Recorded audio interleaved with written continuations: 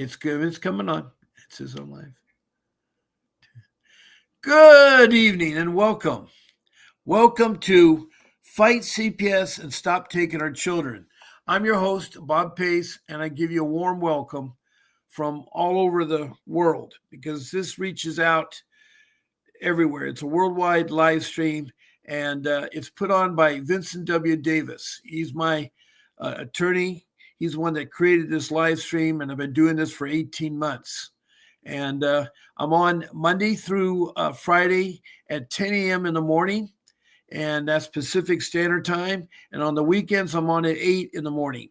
In the evening, it's Monday through Sunday, 7 p.m.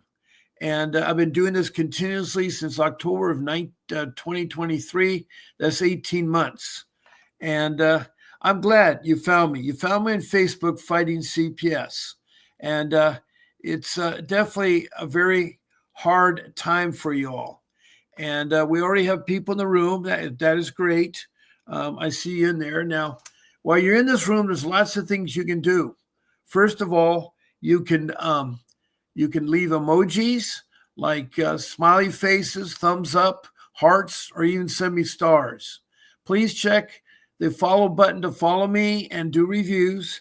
And then if you notify when I be on, click the notification. And so that is really good. Now, there's a number on the screen, 888-888-6582. That's the law office of Vincent W. Davis. And you can reach him there if you want to speak to Mr. Davis. In fact, you can retain him as one of the best attorneys in the country. And you can speak to me, too, about how he can be working, Mr. Davis can work for you.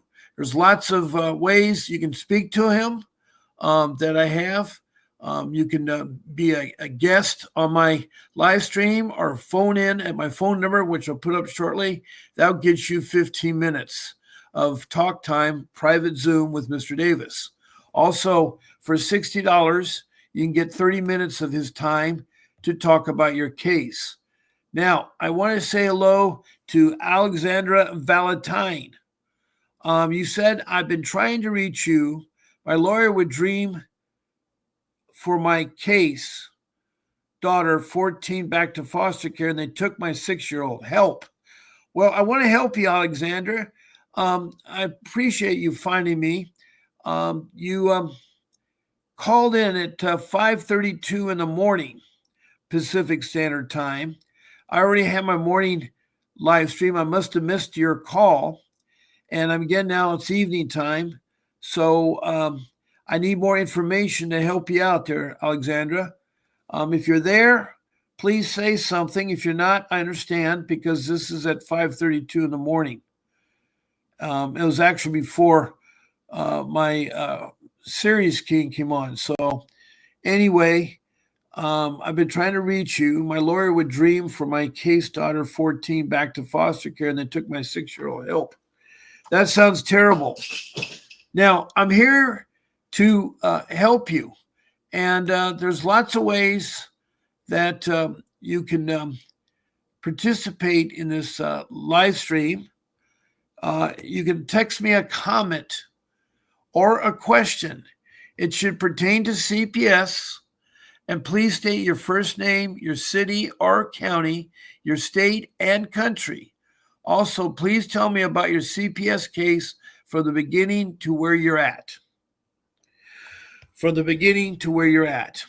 And when I say country, yes, there are 22 countries so far. I have Indonesia, I have Bangladesh, India, I have the Middle East, Saudi Arabia, Libya, and then Africa.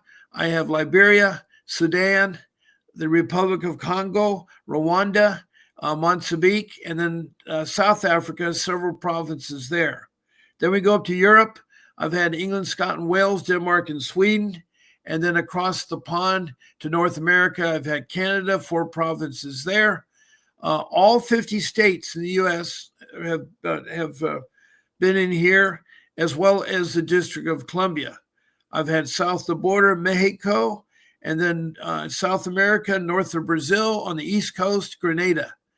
And then across the South Pacific, I've had New Zealand and the land down under, Australia, and 2 states there. So that's quite a range of people, and they all have something common. They're fighting a corrupt CPS, that was taking their children when they weren't in danger, disrupting their family when they could have fixed the problem. So I'm here to answer your questions, your concerns. I can talk about a lot of topics. We can talk about the 1978 ICWA, the Indian Child Welfare Act, or we can talk about how to do a 388 motion, or what is a 160 hearing or 180 hearing, how to get rid of a judge, how to get another attorney, things like that. Any kind of topics there. I'd love to help you there. Now, besides texting me a comment or a question, you can also be a guest on my live stream. Now, I want to say hello to NYP. Hello there. That is Alicia. She's from California City, California. And she has a case involving a newborn that was born with 11 broken bones because the child had rickets. And they thought the parents broke the bones. And they later found out, and the NYP has the information, but she's using a court-appointed attorney, and the court-appointed attorney isn't doing their job. That's one thing you'll find out. CPS loves for you to use court-appointed attorneys because they can walk all over them. Now, I got to make sure my phone is on, and I think it is. Yeah, it still is. So.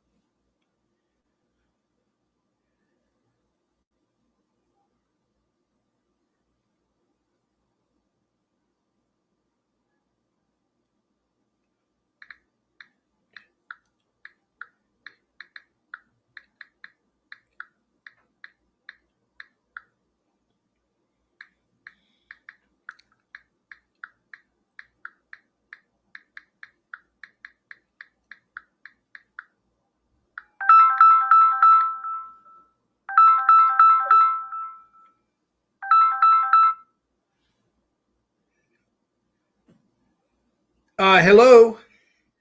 Yeah, hello. Yeah. Got the wrong person. You got the wrong person asking for payment. I didn't contact you. I don't drive. I don't understand why you're calling because I don't know who you are. Well, your number popped up when I said talk about pay for auto pay for car insurance or something like that. I don't do car insurance. I think what someone has done is they either got a hold of my number and given it out or something. I don't know. And yeah, that's what they did. Yeah. That's what they did. Yeah, I'm so sorry that happened to you, but I don't know what else to do here. But I apologize. But that I have nothing to do with insurance. This is a private party. Okay. Sorry. All right. Bye. Oh boy. Now my number, I think, has been compromised. I don't know.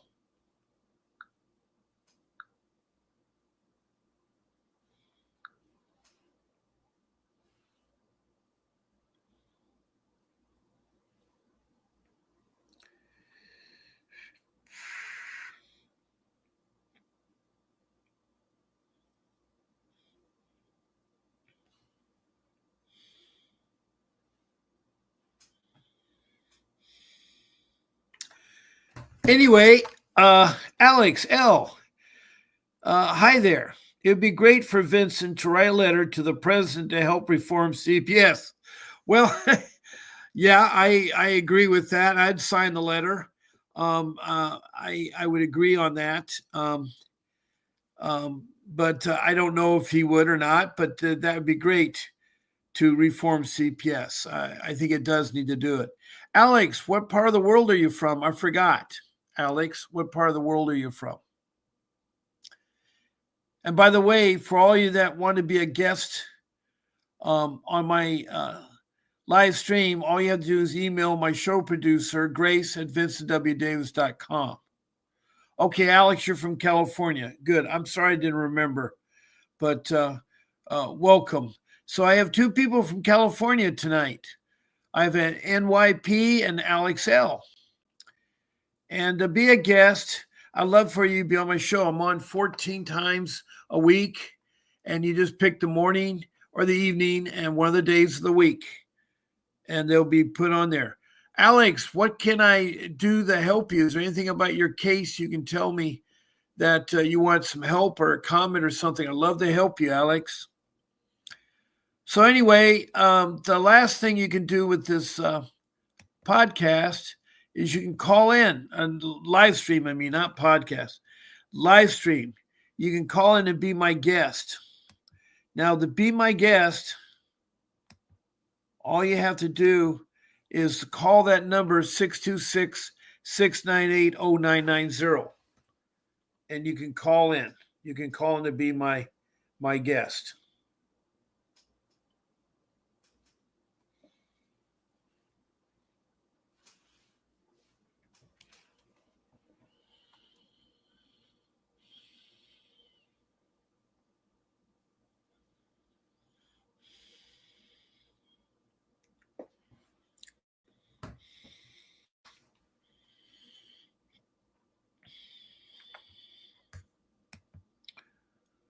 Hello, Keyshawn Charlo. I know CPS is very corrupt. What part of the world are you from, Keyshawn Charlo? Okay, you're here to observe. Thank you for your support, Alex. And your case closed. I help other parents unite with their children. Well, that's good. I'd love for you to be a guest on my show or call in and tell me how your case started and how it ended, because it can help others out there if they can listen about your case. You're from upstate New York. Okay, you're 3 hours ahead of me, Keyshawn. Welcome from upstate New York. I have lots of people from New York that are on my live stream. I have KK Richardson from Brooklyn, New York, and she calls in all the time. In fact, she has a show like mine. Her show's on Mondays. So this is really good that y'all are calling in. Now, if you have anything you want to ask me, that'd be great. I'd love to help you with your things there, with your things. Let me see here. Okay. Oh.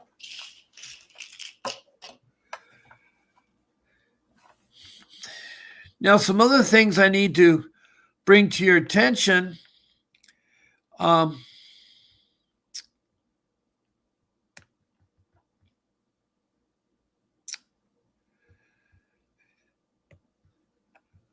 think I talked about this one. For $60, you get a 30-minute Zoom consultation. All you have to do is go to that website. And that is candidly.com/apps, VWD /Bob Pace. And you can set yourself up a 30-minute private Zoom consultation with Mr. Davis. Use your credit card. It's only $60. So that is another way there. Now, we have a website where Vincent Davis has his primary website. It's vincentwdavis.com. vincentwdavis.com. That's our primary website. We have a secondary website called the Stand Store. That's stand.store/attorney VWD. There's a lot of good packages on there. There's books you can purchase and things like that. In fact, one of the books, let me tell you now, is called the Grandparents Guide. It's a guide for grandparents, a step-by-step of how they get guardianship of their grandchildren. And it's a really good guide. It's $9.99, and it's offered now half off if you use my discount code of PACE, PACE 50. PACE, PACE, that's all capital letters, PACE. And that's the Grandparents Guide. You go again to the Stand store. Now, don't forget to put the HTTP in front of that when you do go to there. This HTTPS://// and then it's going to be the Stand store, stand.store/attorney VWD. And so I pretty much have covered everything. I'm going to go back and put my phone number back up. Now, my phone number is 626-698-0990.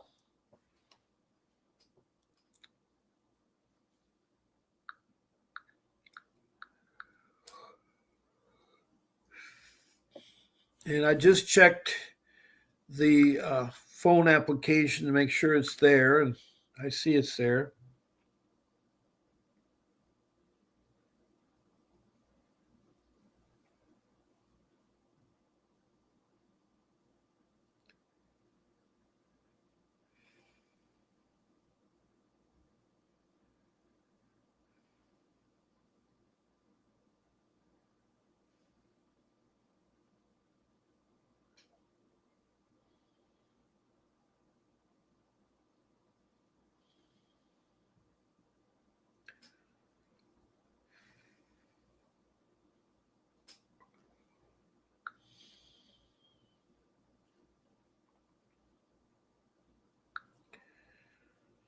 Okay, we're trying to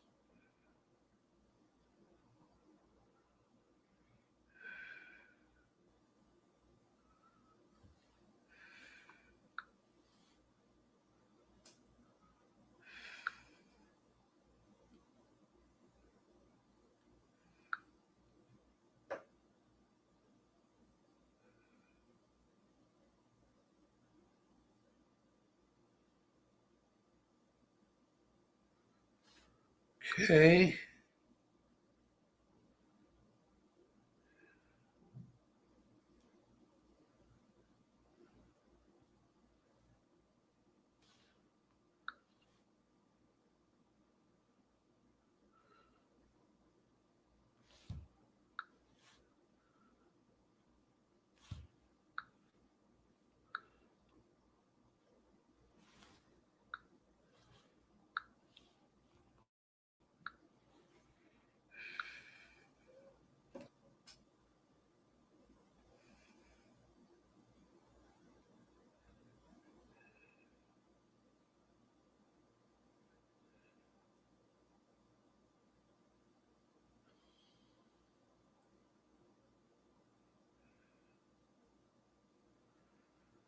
All right.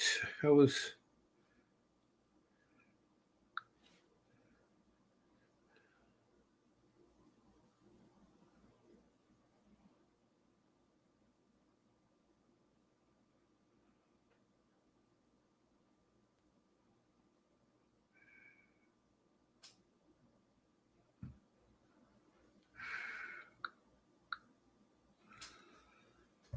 Okay. I was checking. We got some more comments here. All right. Alex is trying to share her side of the story here, which is good.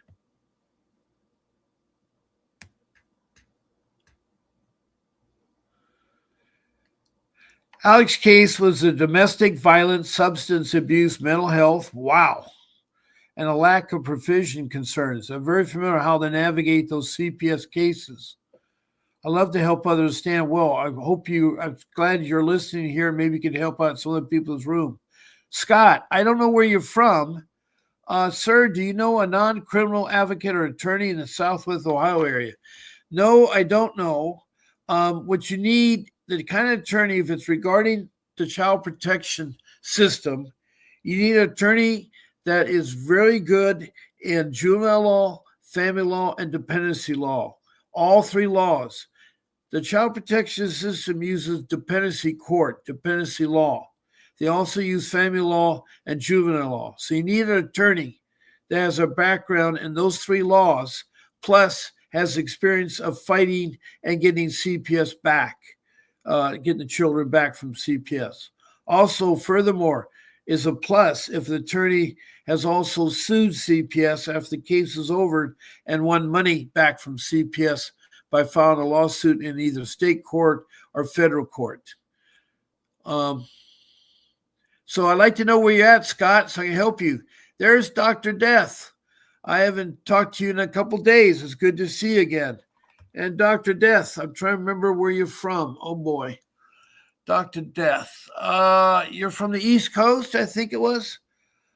Scott says, CPS had my kids for over a year now because of lying family members and corrupt social workers, judges, prosecutors, guardian, ad litem. I mean, all the way up. I agree, Scott. I don't know where you're from, but I'd like you to tell me where you're from. Alex says, can I provide some tips, general tips that people can use in the case plan already? Yes, please do, Alex. Can you call in at 626-698-0990 and I'll let you have the floor and you can share those tips, Alex. I'd love to hear from you. My number is live and I'm here. I double check, make sure it's all set. Well, yep, it's all set to take calls.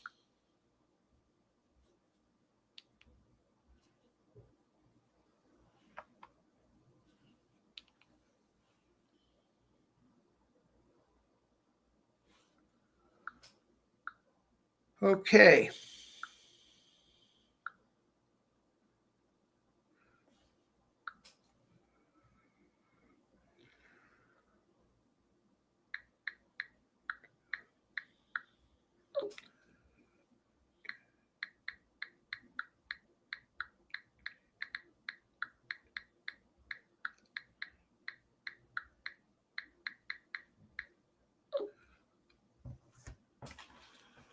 Okay.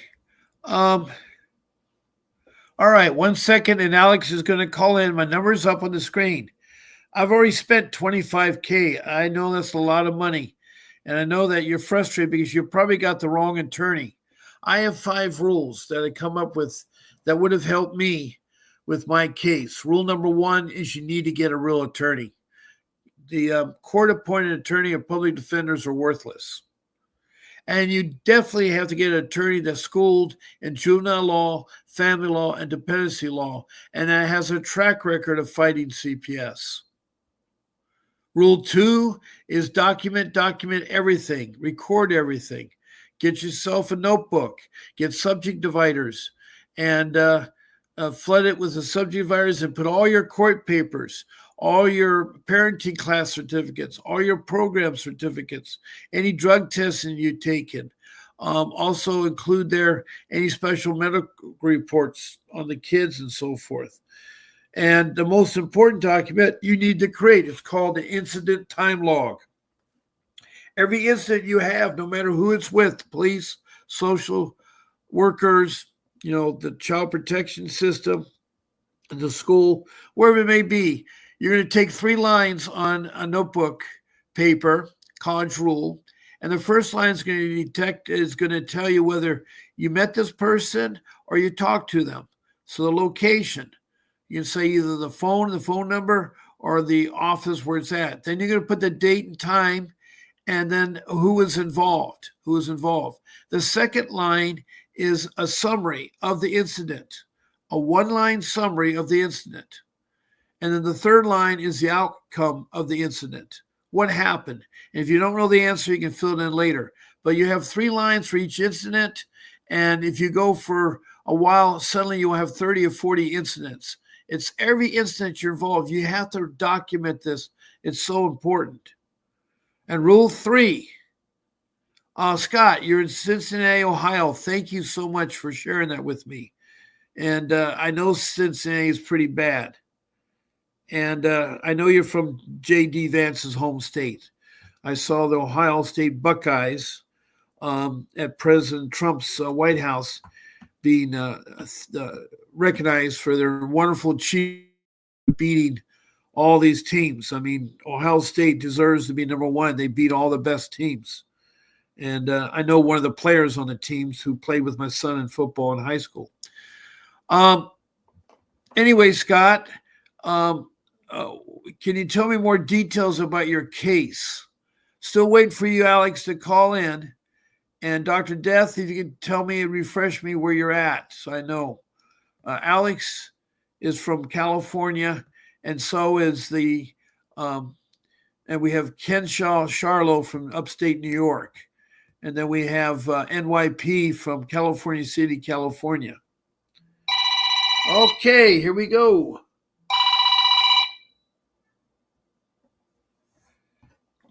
Good evening and welcome. This is Bob Pace live stream. Hi, Bob. Hi. This is Alexandria. Oh, hi, Alexandria. Did I call you Alex or Alexandra? Either one. We can stick with Alex. It's fine. Okay. I'm just so used to it. All right. Well, welcome, Alex. And you're from California, and your case is over, and it was a bad one. Yeah, it's over. I reunified with my kids and everything. So I'm so glad. You're one of the the few people I've heard that's a success story. How long have you been listening to me? It's been it wasn't since the last time I but I've been just really busy with work and mom life. So, Right. Yeah, so I just happened just to catch your live right now, and I had some downtime, so I was like, I'll just check it out right now. Well, I'm glad you did. And I want to thank all the emojis coming in. Wow, that's 7 of them for the faces. That's good. And Scott, who's from Cincinnati, Ohio, says his twin girls have been bitten 8 times. I don't know what they were bitten by, but that sounds terrible, Scott. So what would you like to tell my listeners? Yeah, just some general tips that I use, and you can kind of just use it in a general way. It might not pertain to everybody's case because I know everybody's case is a little bit different. But I know usually when I'm working with parents and stuff, I tell them if you have the capability of going over and beyond in your case to prove a point that you are not what they say you are, I say do it. That includes, like, say your case plan has different services, right? But maybe you don't have therapy on there. Get yourself into therapy, with your own insurance, I advise, not with a referral through them. That way you have more control of, like, what therapist you choose and stuff. But courts love to see that you're taking the initiative to, like, jump into services that help any type of personal growth going on. If it is a substance abuse thing, be consistent, engage in your services. Do not miss a test. Show up to your visit. Always use age-appropriate activities during your visit. Bring healthy snacks. Try to just focus on your child and not, because sometimes I know it can be nerve-wracking if you have like supervised visits. It can be a little nerve-wracking, but just hone in onto just the bonding time with you and your child. I know me being consistent with my child visits really helped my kids get through the process. And also just, but if you have any, like you said, Bob, I go again, that if you have any medical things going on, make sure you disclose that. So, because I have to believe of like, if they understand, like, let's say, for instance, like my son has, ADHD. I'm like, learn about your own symptoms. If you do have some type of diagnosis with yourself or with your child, the best way I tell people to advocate for themselves is do your research. Do your research, do your research, do your research. And like the analogy I like to do as a woman, like when you go to a car shop, we go in, we're not knowing a whole lot about cars, right? And they might tell you, oh, this is broken, that's broken, and this is that, you have to do this and that. But what I do is like, no, let me, do some research and seeing what it could be. Let me look at the cost of what it may look like. Because when I go in, I don't want to go in, I want to know almost as much as they know, right? Know what they know. And when it comes to anything in regards to being a self-advocate, always have an assertive communication. Don't be aggressive. Don't say foul language. Hold yourself professional. Hold your demeanor as best as you can. Get the point across. There's a lot of great apps out there. If you have a hard time, like writing an email in a way that's not going to be like cause conflict, I highly suggest using some type of like AI or other forms of trying to write something that's persuasive, gentle, but to the point. I know communication is hard, and a lot of people are like, I don't like my social worker. I want a new social worker. I don't like my attorney. I need a different attorney when I'm talking about like appointed ones. It's very, very difficult. I'm not saying that there isn't a pathway to do that, but at the end of the day, just do your best to be communicative. For me, I was open and honest with the struggles I had because I did have struggles, and they really respected the honesty, because I had the other family in my case, my kids talking very horribly about me, trying to sabotage my case, trying to do all this craziness. Documentation is important, but then also showing, like, like when a parent is determined to do whatever it takes to get their kid out, you're going to do whatever it takes, regardless of what people say about you or try to throw at you. It's about building your resilience, how you handle things, how you respond, not react, but how do you respond. Do support groups, find support groups outside of, maybe it's the case fund that they have you. I'm telling you, when you do more than what they're asking you to, if you're able to do so with, your local resources, it really shows. It really shows, and it changes like the mind frame and just the whole working relationship between you and them. Okay, pause there for a second, Alex. I wanted to address Scott and Dr. Death. Scott says, my mother had my sister and aunt call CPS to spread false allegations. That's one of the lay people. That's the worst nightmare. Mine was my in-laws, my wife's mother, father, 3 sisters, and a brother for 5 years called in false allegations. And the problem being is that CPS must investigate any call-ins, whether they're done by lay people or the professionals, the mandated reporters, such as the doctors, the nurses, the policemen, the firemen. Those people are required by law to report if they see abuse or neglect. And 75% of the time, they're right. But lay people are 50-50. And, I know what it is, Scott, in Cincinnati, Ohio. That CPS is very corrupt there. And I'm sorry to say that. Tori Johnson, welcome. I don't know where you're from, Tori, but it'd be great if you could tell me where you're from. And I don't know what your girls got bitten, Scott, by, but that must have been awful. And Scott said something about Middletown. I don't know what Middletown is, but maybe that's the community where you live by.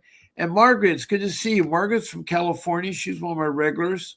And I'm glad to see her. She's also hired Vincent Davis. So she's in here. And Scott says something about adult mouth. Well, I know what it is. Thank you, Dr. Death, for reminding me you're from Iowa. I now remember you're from Iowa. Dr. Death has been on the show and talked. And Scott, they're only 2. Your daughter's only 2 years old. Wow. They're very, very young. And Tori's from Utah. Okay, Alex, you'd like to continue on? I enjoy what you're telling everybody. So can you share something more?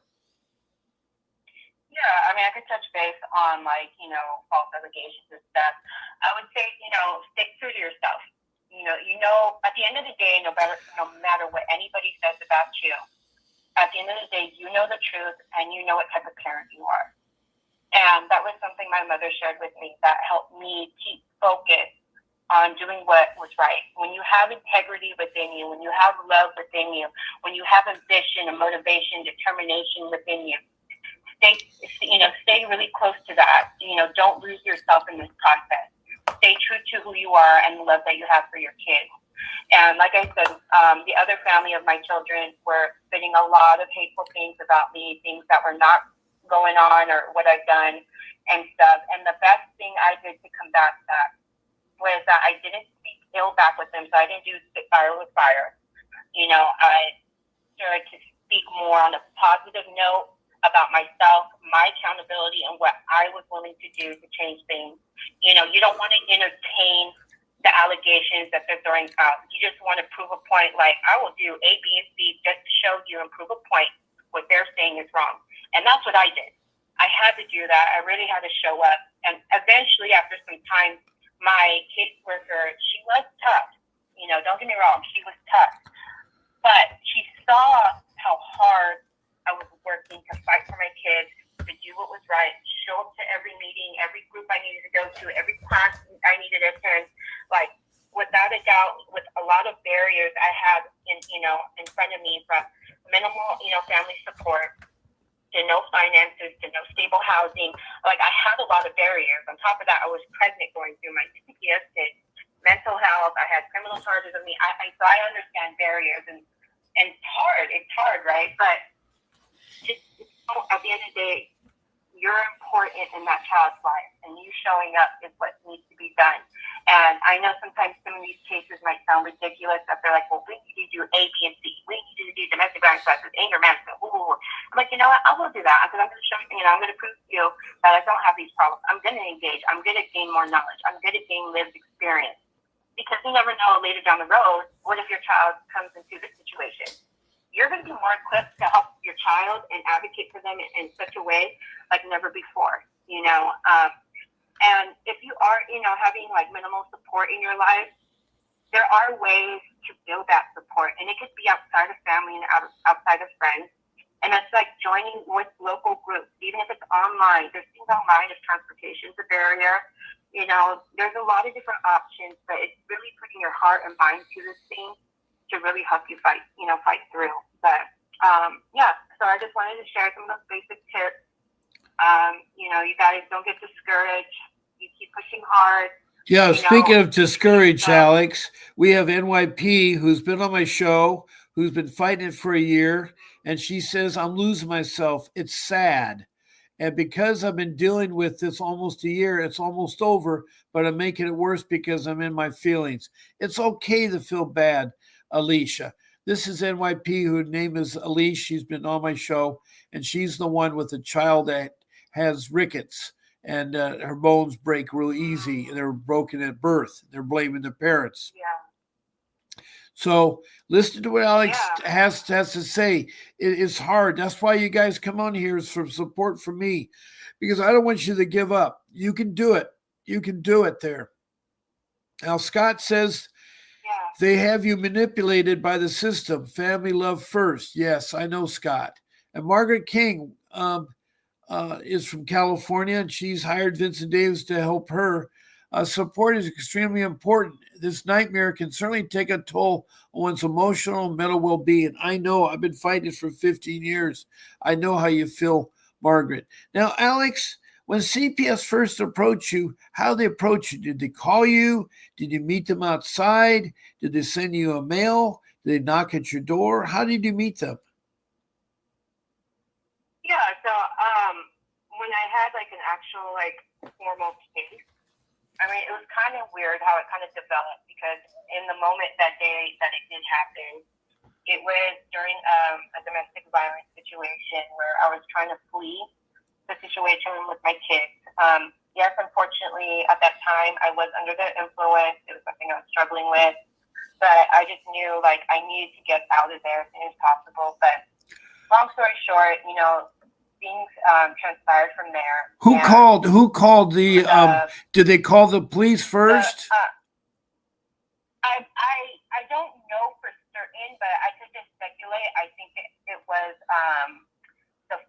the grandfather, the paternal grandfather. Okay, so he calls the police, because and he then the showed up. police send out CPS, right?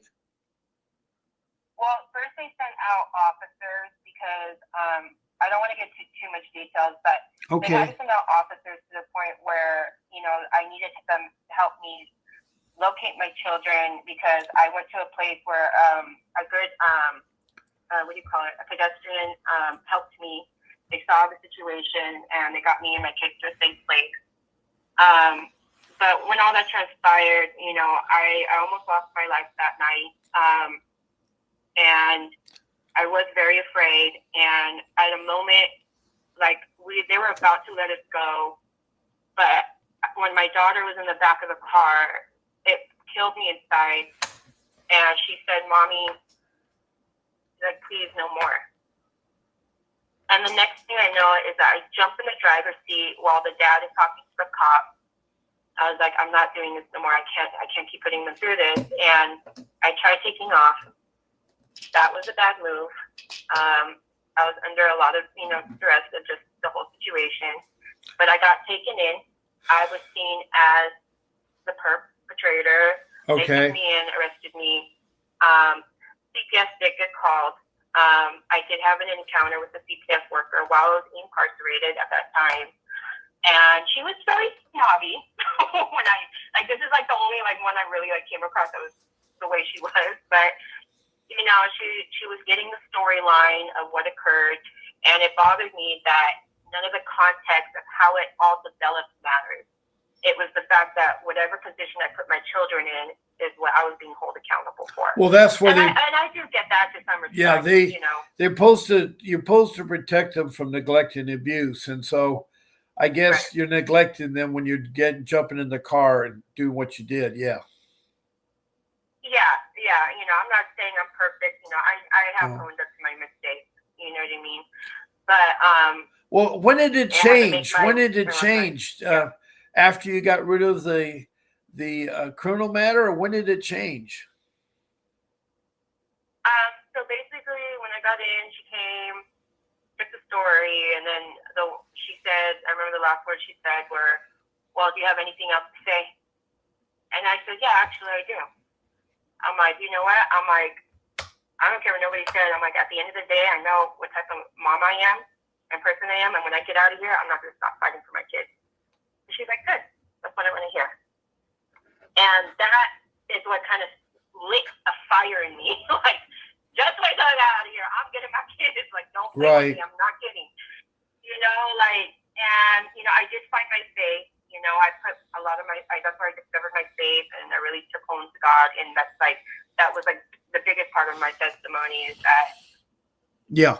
It was really him too that helped me through that, and I don't mean any disrespect for anybody else's beliefs. I have respect for other people's beliefs, of course, but this is my, you know, story. But, you know, he just put his hand on me, and with all honesty, I just remember saying, "Okay, you know what? I'm gonna put my faith in you to take care of my kids out there while I'm in here, and when I get out, that you're gonna help me get them back."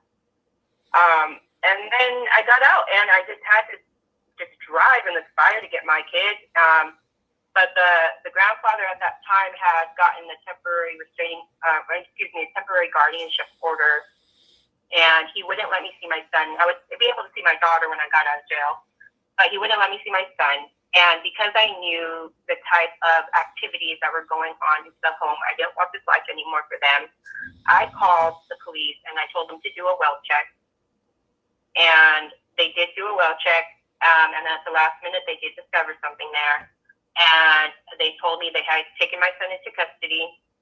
But then the next day, a CPS worker called me and said I needed to surrender my daughter over because I did have a history, you know, of substance abuse, and I wasn't dirty anymore, but I did have a history, and they were concerned with that, and I was pregnant. Okay. So because of all that, I did everything I possibly could. And I just got myself in the services as soon as possible, and I did what I needed to do, and I got my kids. Now, did you have visitations at first, or how was the arrangements with the kids? Were they automatically put in foster care? Yeah, so because I didn't have any family willing to take them, and the other side of the family had background, so none of them could take them as well. So yes, they had to be placed into foster care. I was very blessed to get some very well meaning foster parents for my children. And they were, every county is different, every place is different of how they kind of do visits and stuff, or the contact with foster parents or not. But in this county specifically, I was able to build a relationship with them. They did supervise some of my visits, and from there, I just showed up. I just showed up. I focused on my kids. I didn't care about anything else that was going on. I'm like, I'm here for them. This is our bonding time. Okay. And I would just enjoy and soak in every moment I had with them. And then eventually my visits progressed to unsupervised, extended, and then weekend visits. And then eventually I got them back. Oh, that is a wonderful story. I mean, for all you listeners out there, it can help. It can happen, and you can get your kids back. But in my case, I had to hire an attorney. I hired Mr. Davis. I had to sell my home, which was sad because I had to quick sell it and I lost a lot of equity in it. And I need the money to retain him, so that's why I was selling the home. But I did get my 2 boys back, but unfortunately the social worker retaliated and convinced my daughter to do something awful where she emancipated, meaning that she divorced her mom and dad, her brothers and her sisters, her aunts and uncles, and his grandparents or her grandparents. And at age 12, she was forced to change her name and forced to seal a birth certificate, get a new birth certificate, a new social security card. She was double dipping from my retirement. And then the foster care people adopted her, and she's now 22 and still have not talked to her in 10 years. And it's sad because the retaliation the social worker did, she was caught lying on the stand. She had told, what happened is that my wife's sister and husband were trying to adopt our 12-year-old daughter, and we didn't want that to happen. So Vincent was checking on the ability of the parents, and so he asked the social worker what kind of parents my wife's sister and husband are, and if there's any domestic violence. Well, the social worker said they're great parents. There's no domestic violence. And then Vincent kind of scratched his head and he opened up a folder and started reading police report of domestic violence. Not only domestic violence, there was physical domestic violence. And the social worker was so embarrassed. And she cowered, lowered her head, and left the courtroom. And she said to my wife, "You're never going to see your daughter again." So I'm telling you, social workers do retaliate. They're in it for the money. They're in it for the money. They're certainly not going to revalue. They're not going to do the part where they bring the families back together. They don't believe in bringing the families back together. In fact, the incentive law of 1994 by President Bill Clinton said that social workers would be, social systems would be rewarded if they get the child adopted into foster care as opposed to family reunification. So it really put family reunification on the back burner. And to this date, the best parents are the biological parents. The best parents are the biological parents. So, I'm just so happy that your case worked the way it did. Mine didn't. I did get my 2 boys back, but I never got my daughter back. I never did. And it still hurts me today to talk about it. Sorry to hear that. Yeah. I mean, just touch a little bit on similar, just kind of just noticed in, the field I do and stuff like that. I do want to recognize though, there are social workers that are good, meaning social workers. I've met them. I've had one. You know what I mean? I'm not saying like there aren't. No, I agree. I agree. There are good and there's bad. No Yes. matter where you go, there's always going to be a form of good and bad. But being combative, what I've noticed, being combative, being very defensive, getting angry and aggressive, it puts them off and it steers them in a totally different direction on how to work with you. And I understand it's because like you're stripping your power away. And that's hard. That's hard to like realize, especially for victims, right? Of violence and stuff like that. Like here we go from one perpetrator to another. But I'm not saying let's bend the knee. but there is a way to professionally hold your ground, be collectively collaborative with them, understand taking accountability for your mistakes, not trying to always like just fight with them and everything. Because I've seen a lot where people call, they're like, oh my God, it's like the first instance, like this isn't right. But, we'll forget that they did have a part of their children getting taken in some way, shape, or form. Not all. But there are a lot of cases that do happen like that. And I'm like, wait. I'm like, hold on. Let's talk about this. Let's break it down. Like, what happened? Okay, you have an alcohol problem. Okay, let's talk about that. Are you open to services? Are you willing to go? Different things. They like to see accountability. I would say when you have conversations with your workers, always be solution focused. Always be solution focused. I agree. Not where I'm going to look for a gotcha moment. And we get in our heads so much, we're trying to look for those gotchas because we're looking for our power, trying to take our power back.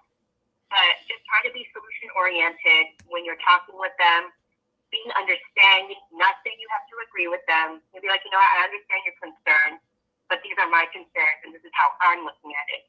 You understand there's a way to talk. So just, growing your communication skills, watch videos. I watched some of Vincent Davis' little clips too, which kind of helped me understand more of like law procedures in a way that I'm not too familiar with, to get more familiar of understanding how that works. Right. So that helps. So it's like keep exploring, keep going into things like this, keep reading, guys, keep reading and keep reading.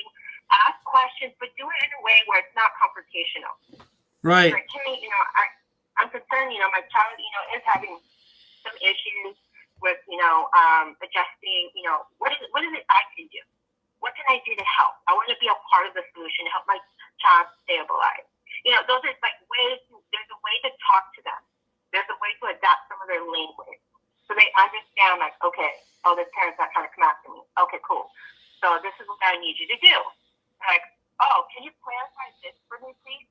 Like, way to communicate with them, okay? And I just want to put that out there as well. I know not every single person is going to have some type of a counter like that with workers, but just try to really refrain from like having blowouts. Show that you're self-regulated. Show you have emotional intelligence. Show social and emotional competence with children. Show that you know those things, because see that and they're like, whoa, okay, you know what you're talking about. All right. So I really, that is really good. I do want to recognize NYP, who says nobody's perfect. I'm not perfect. You don't have to be perfect. Everybody has glitches and stuff. It's the problem when you have CPS workers that are not for the families or the children. They're for the money. But the case with my children is just upsetting and mind-boggling. And I've gotten to the point where I just want to be with my kids no matter what. I know that doesn't help the situation, but that's the way. NYP says the case is going to make no sense. I'm just tired, and my children don't deserve to be isolated from their parents. That has harmed them. And sorry, I'm venting. It's okay, NYP. You can vent here on this show. And Roger Anderson woke from Louisiana. I haven't had anybody from Louisiana in a long time, but it's a pleasure to meet you, Roger. And Deidre Payne is like me, does a live podcast on Wednesdays, and she says they're called Department of Children and Family, Division of Children and Families. I don't know which one you're referring to, Deidre, but Deidre's from Orange County, and she has her show there. They love to divide and conquer. I agree with you that, Deidre. And Deidre says reunification is never on the table. I know. It really seems there. And Deidre says, it seems like the caller got the one rare social worker, that's you, Alex, that treated her like a human. If she had other social workers, like many families get, her feelings might have changed. So you're lucky, Alex, that you got a social worker that was human. And NYP says, so in my case, it wasn't neither my husband nor I at fault, but yet we're still away from our kids. It's okay, NYP. Soon you'll be with your child. And Deidre says, doesn't matter how you talk to these social workers when their goal is never to reunify. I know that. And Margaret says, although everyone's case is different, we're all experiencing the same emotional trauma. Deidre says, this caller is very naive how this system works. Well, she gave another opinion, and I think it's great that she was able to share that opinion. In fact, I just lost her. I don't know what happened to her. She was here. What happened to her? Alex, I lost you, Alex. Let me see here. Oh, you had to serve dinner. I had to log off. Okay, Alex. I want to make sure that you're well. Thank you there. My show is getting down to ending anyway. I got to take my number down because we've got less than 5 minutes left of my show. And so I'm going to take that down there. So what I want to say is I want to thank you all, from Deidre Payne from Orange County, California, to Alex from California too, who had a success story where she got her children back. Margaret King, who's trying to get her children. And then there is, who else I leave out here? I don't want to leave anybody out here. Scott from I don't want to forget Scott. He's from Cincinnati, Ohio. He had a horrible case. There he was talking about how it was really bad. Let me see here. Who else is? NYP Alicia from California City, California. I hear you. Tori Johnson from Utah. And Dr. Death from Iowa. And who else I have? Scott, Alex, Dr. Death. Got that, Alex. I think there's one person I'm missing off here. Oh, Keisha and Shane Charlo from New York, I think he was from. We had a person, Alexander Valentine, earlier. Keisha Shannon. Upstate New York is where Keisha Charlo was from, yes.